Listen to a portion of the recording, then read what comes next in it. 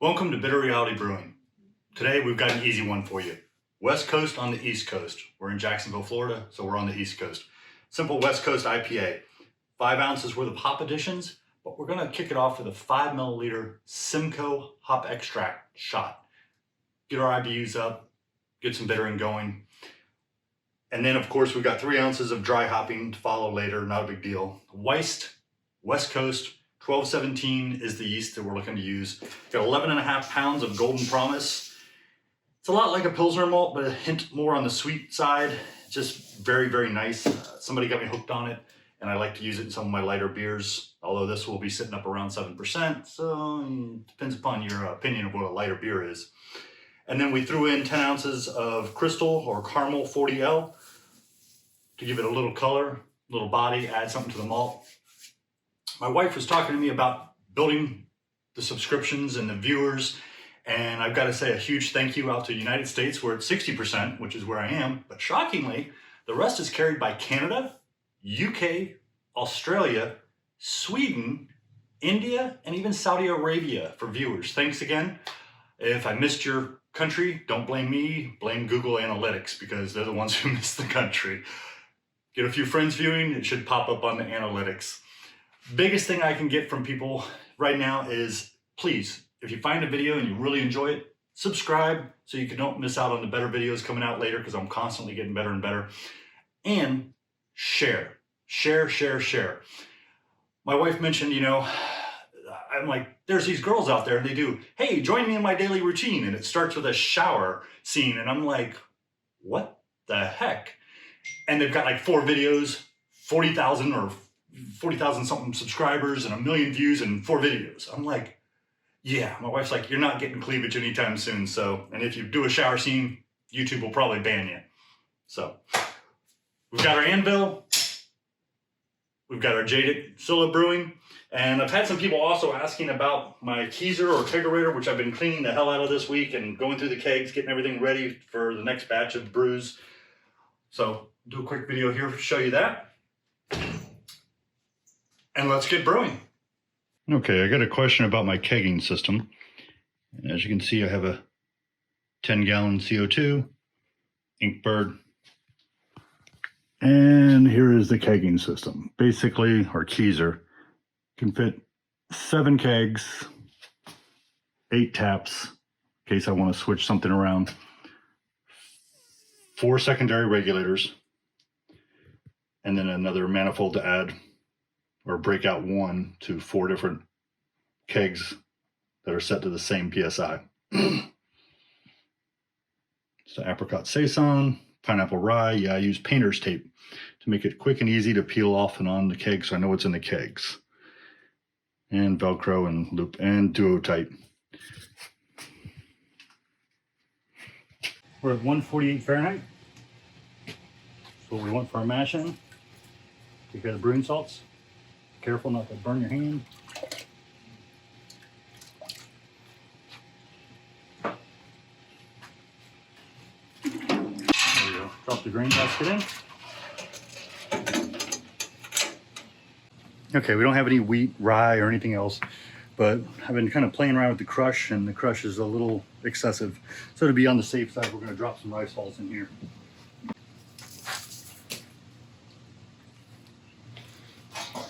Start mashing in.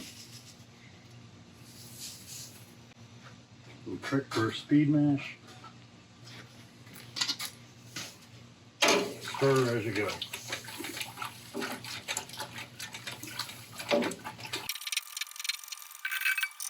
We dropped 1 degree. Nothing.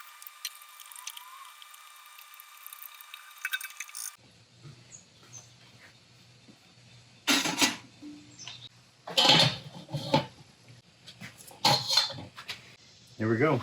Turn the pump on. And let's get our restrictor on there. New thing, I'll just restrict it all the way and then slowly bring it back up.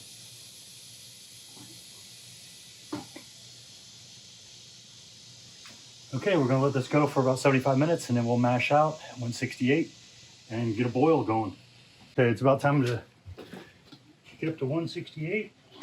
Nice little flow in there. Increase it a tiny bit.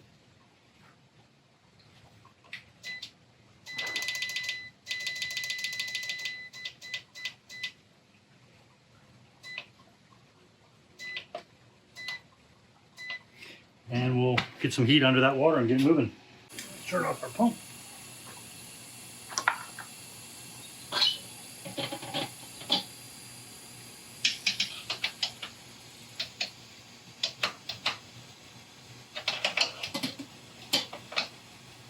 Try not to burn ourselves.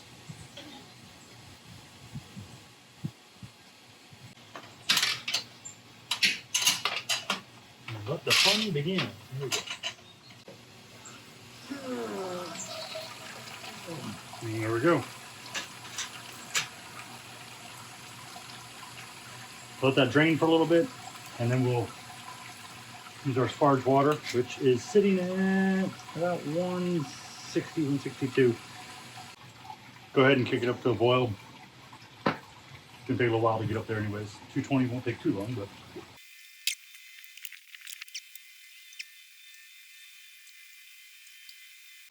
And there it is.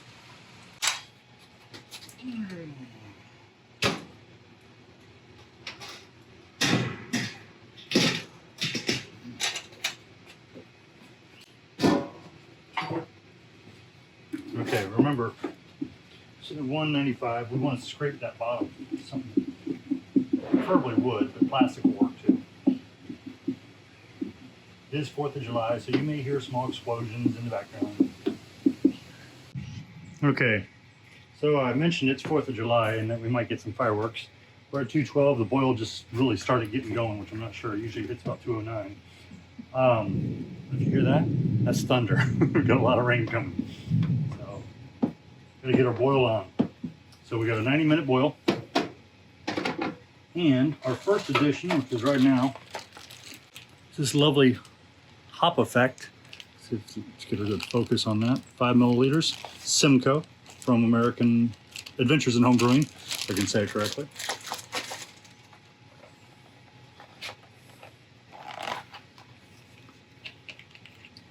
It comes protected, which I find kind of interesting, but it's just a syringe with extract from the hops. That's it. Kind of cool.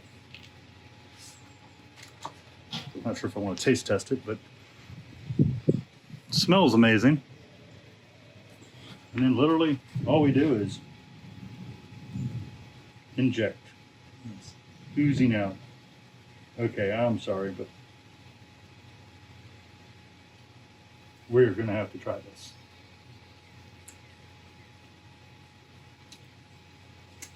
Oh, wow. Oh, very, very heavy, bitter and tannin aftertaste. Very bitter and tannin. Definitely get the tannins, but the aftertaste takes a minute and nails you. Oh man, does it nail you. Okay. As anybody knows me, I hate Wyeast. So.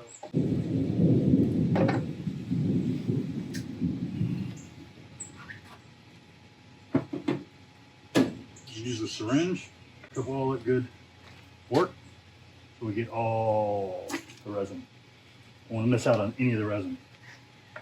Whew. Man. If you want to destroy your palate, that would be the way. For oral use only, oh man, I would not recommend taste testing that stuff. It doesn't taste much different than a little bit of like you lick the hop until about a second or two later, and then it nails you with that very sharp tannin and followed with just a deep bittering. Oh man. Like an orange coloring around the top. Not sure if that's from the hop extract. We'll stir it in, and as usual, we want to rub the bottom. You can hear the birds. I would have brewed yesterday, but it was even prettier and less hot, cooler day. So I figured everybody would be mowing their lawn, and yes, everybody was mowing their lawn.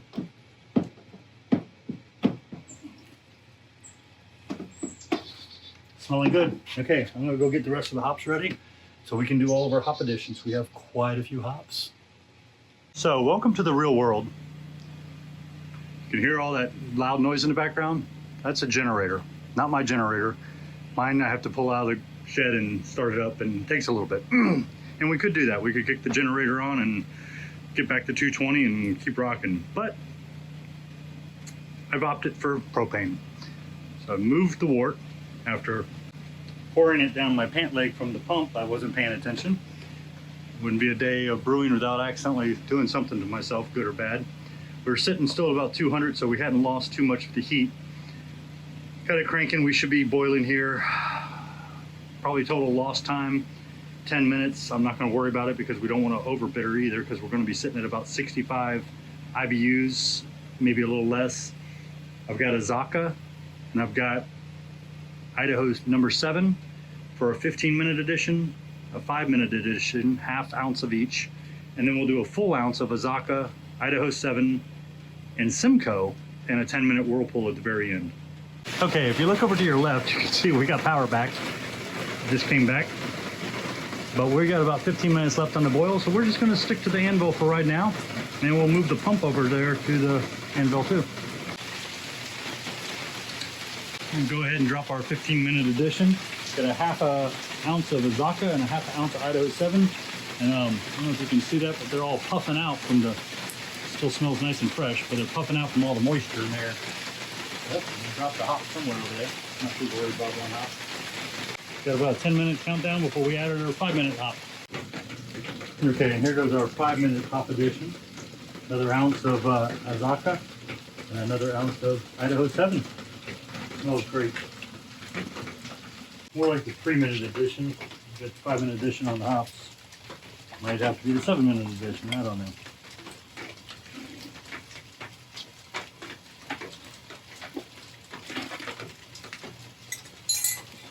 There's our super moss. Wyeast yeast nutrient. We want to drop this bad boy in there so we can get it sterile. Okay, I took this off video for a second. I didn't want to put it on video, be burning the living hell out of myself. So this is a hey Bubba, watch this. I know you all like to watch the temperature drop in there, so we're going to move the wort over here. Hopefully it'll get down to about 150 and we'll do our whirlpool. But we'll see how it works. So right now it just looks like the anvil's peeing in the other anvil. But you know, that's just how I see it. It says we're sitting at 185. Maybe not cooling down quite as fast as we can with the Scylla, but we'll drop the Scylla in there shortly. It might not be boiling water, but I'm okay. Not too worried. Turn this around. Kind of grabbing some particulates that I saw. Didn't get the best crush. A little too much of a crush, should we say. Burnt myself probably about 3 times today so far. Pretty much status quo. Maybe 1 plus. We've moved the brew without totally killing ourselves. Always a good thing. Okay, so we have an ounce of Azacca, an ounce of Idaho 7, and an ounce of Simcoe. Drop it in. Gonna wait until we get about 150, but you know what? Screw it. We're just gonna drop that bad boy in at 174. I don't think we're ever gonna be able to repeat this brew anyways because of all the lovely issues we had with the electricity. That is one downfall when you're doing an anvil or a grain father or a boil and brew or any kind of all-in-one system. You lose electricity, it interrupts your brew. Even if you have a generator, it interrupts your brew. And you've got to kind of just go, where do I go from now? Propane is still a little more reliable as long as you have a spare propane. If you don't have a spare propane, not as reliable. You got to always have a spare. But you can just keep on rocking. A little harder to control temperatures compared to all-in-one. That's why I like the electric all-in-one. It's kind of why I swear by them, because it's so much easier. Here we go. Let's get the whirlpool going. We're going to do this for about 10 minutes, so I'm not going to bore you to death. I'm going to beat everything to death. There we go. This is what it looks like when your hop basket gets clogged from hops. Literally, it's about 1.5 feet higher than the rest. So we're going to turn off the pump. Otherwise, it's just going to start gushing over. If that happens, you can do this, but I will warn you, it will put all of that hop material down into your wort, which I don't care. Some people just throw their hops directly in anyway, so it is what it is.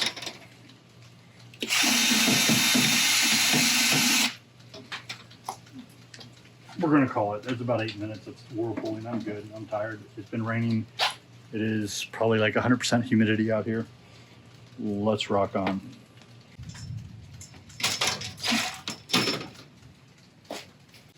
As you can see, I'm done. I'm cooked. I'm exhausted. And we're dropping temp very quickly because we're doing the Scylla. Let her do what she does best and chill that wort down. As you can see, I'm tired, I'm hot, and we're letting the Scylla do her job, which is chilling that wort down very quickly.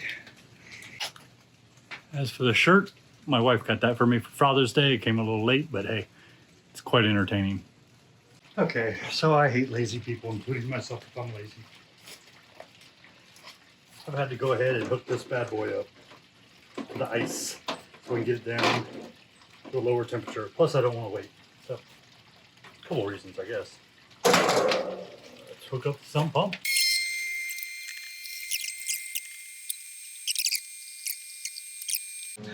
Okay, we're at 171. I'm going to grab the carboy and we'll start moving the wort.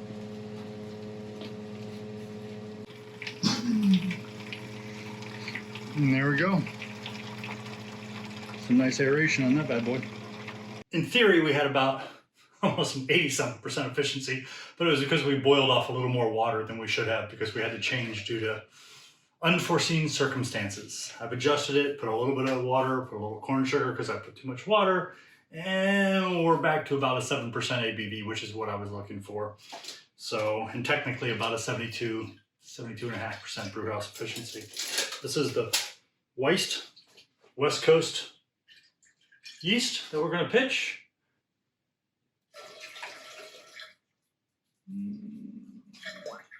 There we go. 1.5. The yeast starter. I've been rocking for a few weeks here. Did it a couple times already. And that's it. We're going to put it in the fermenter, give it about 2 weeks, dry hop it for a week, and then see how it comes out. West Coast on the East Coast. Thanks again for joining Bitter Reality Brewing. Please don't forget to share, subscribe, like, leave me a comment if you have a question, concern, or, oh hell, what do I do if that happens to me? Thanks again for joining us.